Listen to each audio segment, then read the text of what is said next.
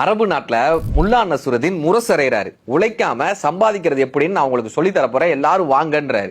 முரசறைஞ்சு எல்லா இடத்துலயும் சொல்றாரு, எல்லா மக்களும் கூடுறாங்க.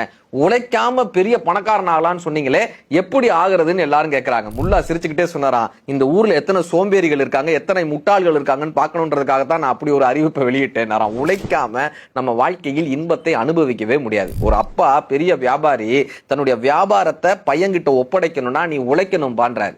உழைச்சு சம்பாதிச்சு ஒரு 10 ரூபாயாவது கொண்டு வா பண்றாரு. இவன் வேமா போய் அம்மா கிட்ட பேசுறான். கடுகு டப்பால இருந்து கேட்டு ஒரு 10 ரூபாய் எடுத்துட்டு வந்து, அப்பா நான் உழைச்சு சம்பாதிச்சேன்பான்னு கொடுக்குறான். அவர் வாங்கி அப்படியே நெருப்புல போட்டுறாரு. பொய்யாடா சொல்றான்னு நெருப்புல போட்டுறாரு. அடுத்து தன்னுடைய நண்பர்கள்ட்ட பேசி ஒரு 10 ரூபாய் வாங்கிட்டு வந்து, அப்பா நான் உழைச்சு சம்பாதிச்சேன்பான்றான். அதையும் வாங்கி பொய்யா சொல்றான்னு நெருப்புல போட்டுறாரு.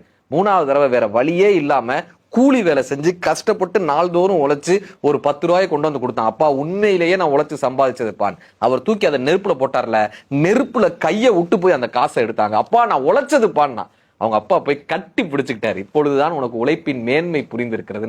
அறம் ஈனும் இன்பமும் ஈனும் திறனறிந்து தீதின்றி வந்த பொருள்.